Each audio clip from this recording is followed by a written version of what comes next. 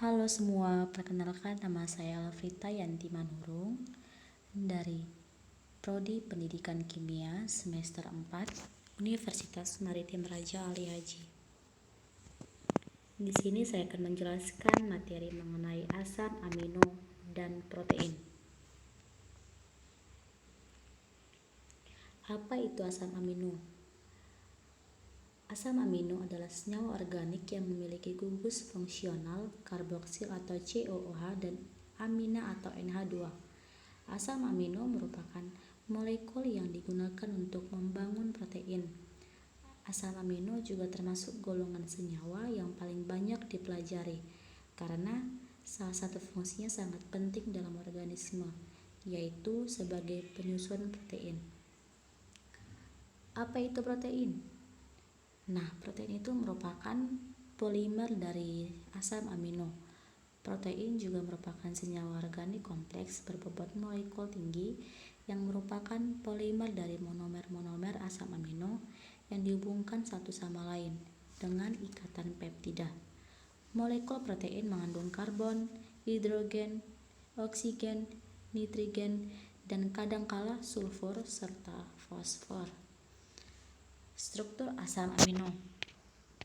Struktur asam amino secara umum adalah satu atom C yang mengikat 4 gugus. Yang pertama itu gugus amina atau NH2, gugus karboksil atau COOH, atom hidrogen atau H, dan satu gugus sisa atau R dari residu yang disebut juga sebagai gugus atau rantai samping yang membedakan satu asam amino dengan asam amino lainnya. Atom C pusat tersebut dinamai atom C alfa sesuai dengan penamaan senyawa bergugus karboksil, yaitu atom C yang berikatan langsung dengan gugus karboksil.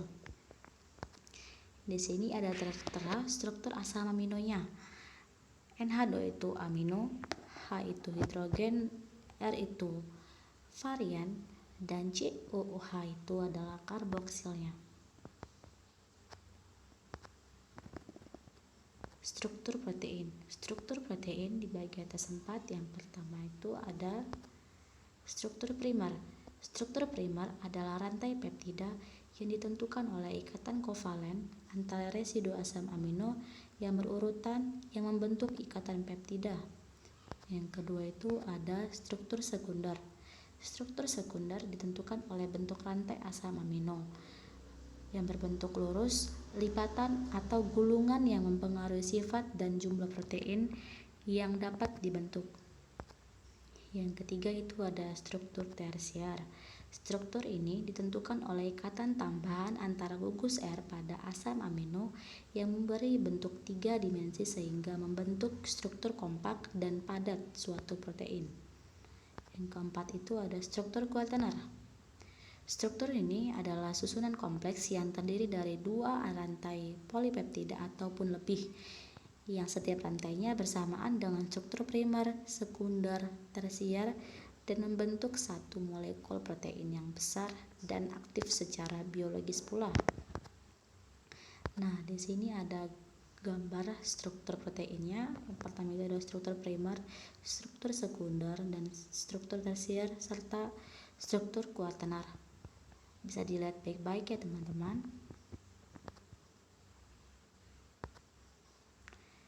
Klasifikasi asam amino dibagi atas 3.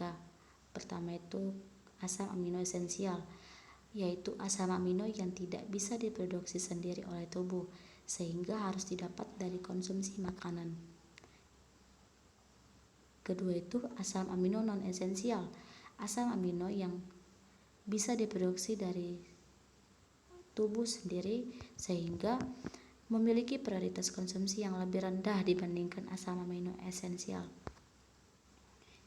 Yang terakhir itu asam amino esensial bersyarat, yaitu asam amino non esensial namun pada saat tertentu seperti setelah latihan beban yang keras, produksi dalam tubuh kita tidak secepat dan tidak sebanyak yang diperlukan sehingga harus didapat dari makanan maupun suplemen protein.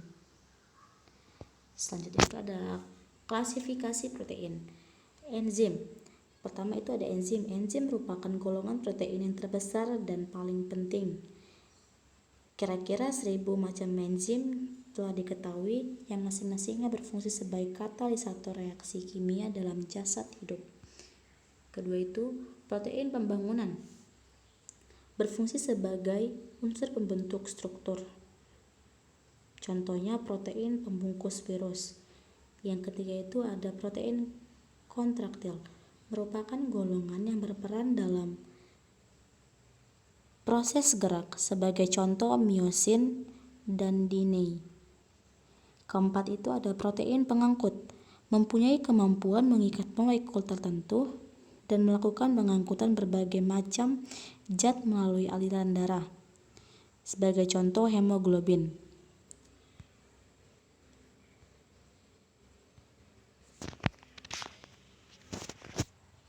Kelima itu ada protein hormon, termasuk protein yang aktif, sebagai contoh insulin.